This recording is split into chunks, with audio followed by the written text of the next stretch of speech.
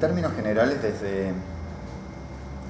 desde que tengo uso de memoria, tuve una fuerte inclinación al movimiento, pero también estrictamente vinculado a lo emocional. O sea, a partir de una infancia muy difícil por la pérdida cuando éramos muy chiquitos de nuestro padre, y una madre que con muchos problemas para sobrellevar la familia, no por carencia económica, sino por otro tipo de, digamos, conflictos, por lo menos por parte de ella. Tuvimos una infancia y una preadolescencia y adolescencia familiarmente muy difícil, con muchísimo sufrimiento. Y la dimensión del movimiento siempre fue la salvación. Yo identifico el ámbito del entrenamiento como la salvación, es decir, era llegar de la escuela, donde la pasaba bien, y no querer estar en casa, y cuanto antes poder armar el bolso para ir a entrenar y volver lo más tarde posible, para que, digamos, el dolor familiar fuera menor. Entonces hubo siempre una relación entre movimiento, pero particularmente canalizada a través del profesor de educación física, porque la figura masculina del profesor, que de alguna manera cubrió, mi papá también era profesor de educación física, pero que también cubrió la falta de la figura del padre, realmente formó una red vincular realmente muy interesante. Entonces, y particularmente el profesorado de educación física, anecdóticamente, cuando muere mi papá, yo recién había cumplido 9 años, la entonces directora del profesorado de educación física la llama a mi madre, que para que no estemos en el contexto del velorio, la familia, tuve mi primer contacto con el Instituto del Profesorado de Educación Física de Córdoba, yendo 4 o 5 días al campamento técnico con los chicos de tercer año, mi hermano, 7 años de edad, yo tenía 9, entonces ahí apareció el escudo del IPEF, y después me enteré que mi papá había sido el primer director, no tenía la menor idea. Entonces se dio como una relación afectiva extremadamente fuerte entre lo que era felicidad como escape al dolor de la situación familiar, movimiento, entrenamiento en la gimnasia, profesores de educación física y profesorado de educación física. Entonces eso forma, digamos, ha influido mucho en la estructura de mi personalidad. Por eso es que uno hoy, digamos, sigue conectando la educación física con esos valores del momento. Cuando ve que todo ha cambiado, también es como uno lo toma muy visceralmente, muy radialmente. Y así empecé a transitar en esa etapa todo el proceso de entrenamiento. Siendo deportista, aunque mi personalidad no es competitiva, yo odiaba competir. Después de competir era el alivio y la felicidad. Actualmente tampoco soy competitivo en absoluto. Así que bueno, hacia tercer año de la secundaria, cuando tenía 15 años de edad, tenía absolutamente definido que quería hacer educación física y por lo menos 1 o 2 carreras más. Entendía que desde las humanidades podía complementar la educación física, así que ya en ese momento sabía que quería hacer ciencia de la educación y filosofía, que finalmente son 2 carreras que pudimos hacer. Por consiguiente se dio ese lazo, terminé el secundario, ingresé en educación física, me fui inclinando por la vertiente fisiológica porque cuarto y quinto año de secundario lo hice con orientación biológica. Entonces a partir de ahí empecé a perfilar un camino que fue incorporando progresivamente los déficits que un paradigma dominante dejaba de lado, que tenía que ver precisamente con los aspectos del sistema nervioso. Desde lo biológico, el paradigma dominante era consumo de oxígeno y lactato, nada de sistema nervioso, y uno lo fue armando de a poco, sin sospechar que, digamos, en las primeras 2 décadas del siglo XX, las neurociencias iban a adquirir un relieve como el que ahora han adquirido, y por lo tanto esa intuición del momento terminó siendo un acierto, sin querer y sin saberlo fue un acierto, porque hoy se está trabajando en esa línea. Así que Después de educación física, hice ciencias de la educación y luego la licenciatura en educación física y filosofía. Entonces, bueno, siempre hemos estado como en esta relación entre pensamiento, movimiento y siempre muy inclinado al paradigma científico, por más que eso filosóficamente pueda tener sus objeciones y críticas como tal. Y actualmente, luego de haber transitado 29 años desde el egreso en educación física, hemos de alguna manera intentado estudiar y aportar aspectos creativos en las dimensiones de la flexibilidad y la amplitud de movimiento, en la neurociencia y la motricidad humana, en el ejercicio físico adaptado, que es un concepto que prácticamente hemos creado nosotros, y por supuesto también en la dimensión del entrenamiento funcional, que es lo que vemos que hoy un poco más encaja con esos valores que hemos defendido regularmente. La teoría de los sistemas dinámicos y de variabilidad motora, que tiene a Davids prácticamente como principal representante, nos seduce profundamente, porque entendemos que quizás uno de los mayores peligros es que, producto de nuestra intervención educativa, formemos sujetos estables cuando el rasgo principal del entorno es que nunca lo es. Por lo tanto, tratamos de trabajar para que el sujeto incorpore herramientas para poder corresponder a la variabilidad inherente o intrínseca de los contextos. Es decir, prepararlos para que nunca se sientan completamente satisfechos con lo logrado, y una vez que se logró, estar con el apetito ávido para lograr otros objetivos. Es la teoría que de alguna manera, sin querer, porque, a ver, no es que uno lee una teoría y queda fascinado por la teoría.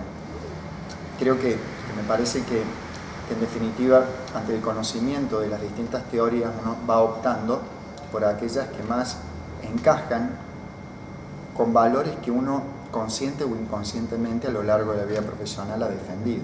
Entonces, cuando lee estas cosas, decís, pucha, pero estoy de acuerdo, me parece que siempre hemos tratado de trabajar así, y se inclina más a profundizar. Hasta el 2001 me dediqué exclusivamente a lo que es el deporte, tanto colectivo como individual. Pero a partir del 2001, un giro en la vida en donde abrimos la dimensión del ejercicio para la salud. Nosotros dictábamos en cuarto año, ya hacía muchos años, lo que se llamaba Gimnasia 4, que era gimnasia especial, e incorporamos, digamos, creamos el concepto, digamos, no crearlo, pero le terminamos de dar forma, el concepto no de educación física adaptada, sino de ejercicio físico adaptado, que precisamente alude a la prescripción de prácticas corporales para personas en una situación de fragilidad, o por fragilidad inherente al estilo de vida propio de la sociedad contemporánea, hipocinética, y con todos los otros problemas como el estrés, la hiperalimentación y la hiposomnia. Por lo tanto, queríamos distinguirnos de lo que es la educación física especial, trabajando con personas con dificultades cognitivas y perceptuales. ¿Cómo trabajo con un sujeto que, producto de los malos hábitos motores o la falta de movimiento, padece patologías crónicas que en el siglo pasado eran insospechadas? Entonces empezamos a desarrollar el concepto de ejercicio físico adaptado, que, digamos, no tiene carácter preventivo, tiene carácter terapéutico. O sea, es el cómo intervenir en sujetos con problemas de salud y fragilidad vinculada precisamente al déficit de movimiento correcto. Hoy también, insospechadamente, tenemos una explosión de solicitudes de trabajo por eso, que, claro, lógicamente la sociedad contemporánea crea grandes problemas de salud, tanto trastornos metabólicos como musculoesqueléticos, y es lo que principalmente desarrollamos a lo largo del día, lo que nos convoca mayor cantidad de gente. Llevo muchos años tratando de maridar educación física con salud. Hay desde las ciencias médicas quienes intentan maridar movimiento con salud, que está muy bien. Nosotros nos queremos con muchos médicos acá en Córdoba, y cuando nos juntamos nos reímos porque decimos, Ellos son especialistas en salud que han amado siempre el movimiento. Yo soy un especialista de movimiento que siempre ha amado la salud. Y sin querer nuestro esfuerzo ha sido conectarlas, porque entendemos que el movimiento es una herramienta para la salud, es el fármaco más poderoso, somos los primeros sorprendidos en el poder del movimiento para mejorar la calidad de vida de la gente. No sospechábamos que las patologías con las que lidiamos hubieran podido tener una canalización efectiva a través del movimiento. Y ese es un poco el aspecto que más diariamente nos cautiva, el ver cómo el movimiento correctamente prescrito tiene un poder de cambio importante en la vida de las personas. Y en eso seguimos, trabajando ahora en un solo lugar estos 4 grandes pilares, que son el ejercicio orientado a la salud, para problemas de salud, el ejercicio físico adaptado, y las otras 3 dimensiones que siempre nos han apasionado, que es el entrenamiento funcional, la amplitud de movimiento y el diálogo. En estas latitudes la educación física ha dejado de cumplir su función. Ustedes saben que tengo fuertes discusiones y críticas por parte de otros colegas porque nos fomenta una educación física que básicamente construya cultura de lo corporal. Para mí el objetivo de la educación física escolar es que una vez que ésta termine hayamos adquirido herramientas para poder vivir corporalmente conforme a la naturaleza humana, porque aprendí a hacerlo. Especialistas en nutrición podrán hacerlo también en la escuela, a nosotros nos corresponde lo que quiera el movimiento. Para mí es exitosa la educación física escolar cuando, culminado el periodo, digamos, como tal de la escuela, sé cómo valérmelas, sé tomar decisiones, sé elegir entre ofertas, sé administrar en lo más básico prácticas corporales. La mayoría de acá piensa que la educación física tiene otro objetivo. Yo sigo defendiendo estos valores. Ahora, tenemos entonces una situación muy particular. Una educación física en la escuela que nos te enseña cómo vivir lo corporal. Por otro lado, frente ante esta falta de conocimiento, incurrir muy frecuentemente en síndromes y lesiones.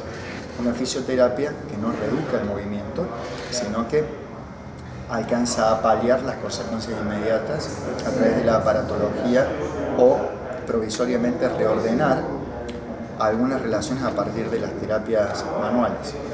Y por otro lado, ofertas de moda que nos llevan o al movimiento extremadamente voluminoso y repetitivo o al movimiento de alta intensidad, en donde gente que ha estado 20 años sin el movimiento de pronto salta a querer correr una maratón al cabo de 3 meses o a propuestas de entrenamientos de alta intensidad que producen una gran cantidad de lesiones. Entendemos que la educación física adaptada y el ejercicio físico adaptado es una opción transicional realmente muy, muy interesante, cuyo propósito es que la persona, transitando algunos meses a través de este tipo de intervenciones, ya no la necesita.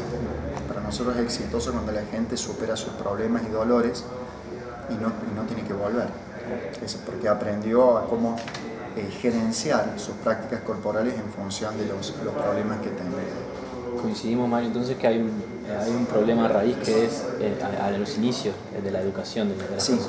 Creo que hay un problema de raíz y eso tiene que ver con el por qué nace la educación física y sus objetivos, que hoy desde estas latitudes están siendo criticados como objetivos enajenantes. Porque hasta los 6, 8 años de edad todos somos eurocinéticos, hay una capacidad inherente al bien moverse. Y en el momento en que nos institucionalizamos, que no está mal eso, pero bueno, tiene sus consecuencias desde el punto de vista de lo motor, empiezan a aparecer los acortamientos, los problemas posturales, etcétera, etcétera, que legítimamente la educación física de antes intentaba contrarrestar y hoy se considera este tipo de intervención como enajenante. Para mí, en absoluto, es una intervención que ayuda. Lo cual no quiere decir que la educación física tenga que dejar de jugar o hacer lo que hace, pero sin excluir las prácticas gimnásticas cuya finalidad tiene mucho que ver con esto de educar al sujeto para vivir correctamente desde lo corporal, desde un